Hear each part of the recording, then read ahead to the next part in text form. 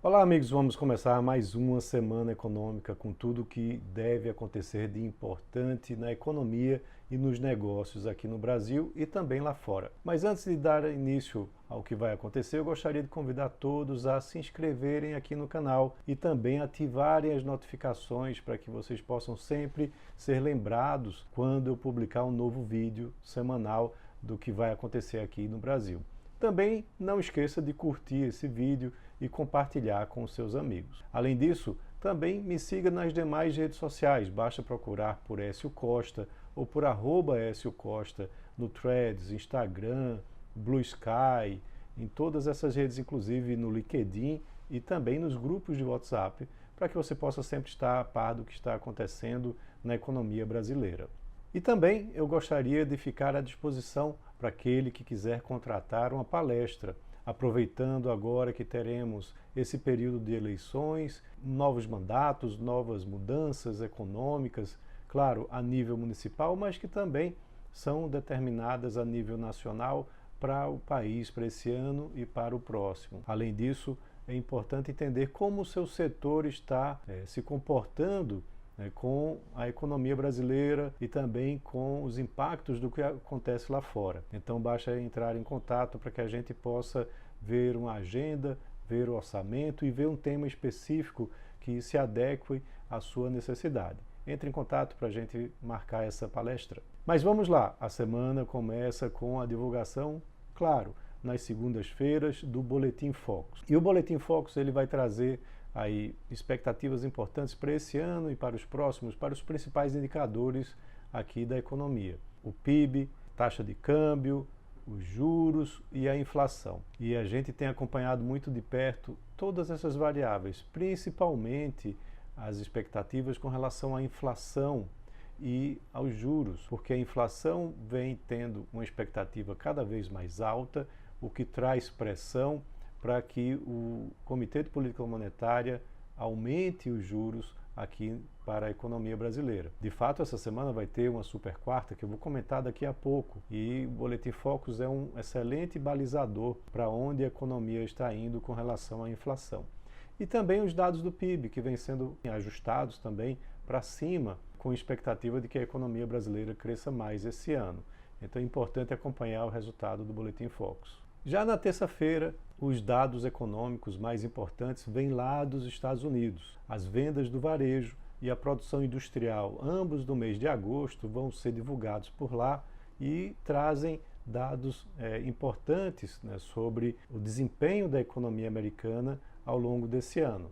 Então é importante a gente acompanhar como que a economia está se comportando no mês de agosto, porque esses dados vão impactar diretamente na decisão que vai acontecer no dia seguinte, na super quarta com decisão de juros aqui e também lá fora. E é exatamente essa decisão de juros que vai ser importante na super quarta. Há expectativas de que as taxas de juros lá da economia americana finalmente comecem a cair.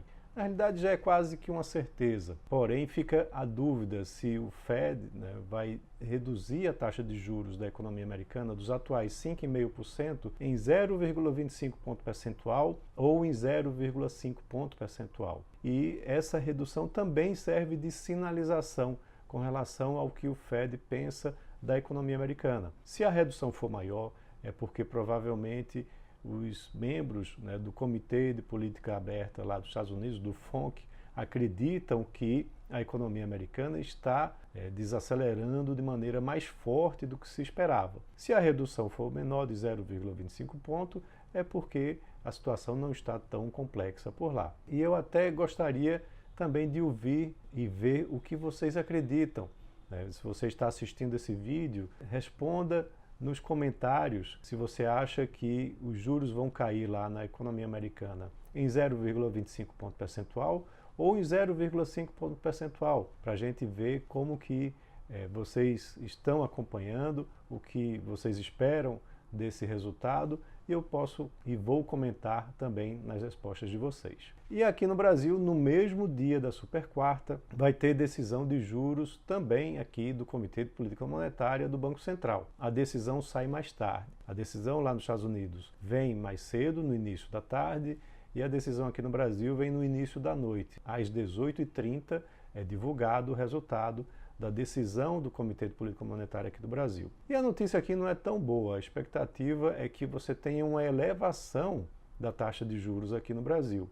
E fica novamente também a dúvida se a elevação vai ser de 0,25 ponto percentual ou de 0,5 ponto percentual. O certo é que o mercado já tem essa elevação como algo dado, como algo que realmente vai acontecer por conta da desancoragem da inflação em relação à meta. Então o objetivo é dar uma corrigida nessa trajetória de inflação para que ela volte a ficar próximo do centro da meta e não do teto da meta. Então, novamente, responda nos comentários se você acha que a taxa Selic aqui do Brasil vai permanecer inalterada, é uma possibilidade, ou se ela vai ser elevada em 0,25 ponto percentual ou em 0,5 percentual. E todas as respostas eu vou também comentar.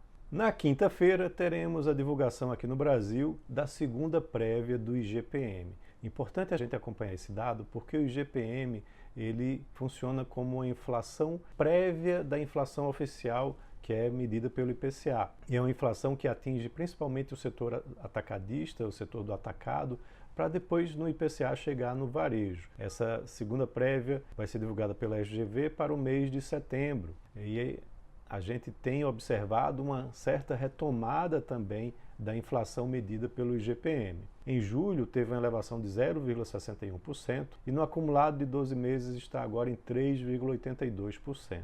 Então é importante acompanhar esse dado. E no Reino Unido vai ter decisão de juros também. Um dia após a decisão de juros lá dos Estados Unidos, o Reino Unido vai decidir se mantém a taxa de juros atual lá de 5% ou se vai reduzir essa taxa de juros. É provável que venha uma surpresa aí de redução, já que lá nos Estados Unidos vai estar também caindo. E na sexta-feira, para encerrar a semana, teremos nova decisão de taxa de juros, dessa vez no Banco Central do Japão.